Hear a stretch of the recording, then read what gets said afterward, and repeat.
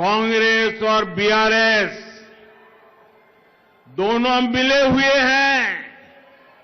वो पर्दे के पीछे उनके खेल अलग है। कांग्रेस और बीआरएस एक तरफ है और दूसरी तरफ भारतीय जनता पार्टी है। उनमें राज करने की मानसिकता है, बीजेपी में सेवा करने का संकल्प है। हमने एससी और एसटी लोगों पर अत्याचार से जुड़े कानूनों को और सख्त किया।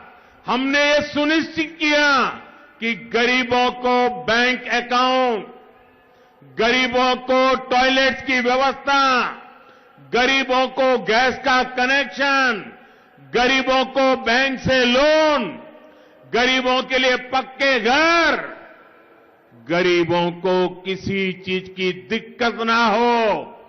और इन सारी योजनाओं में एससी, एसटी, ओबीसी समाज के लोगों को सबसे अधिक लाभ दिया गया।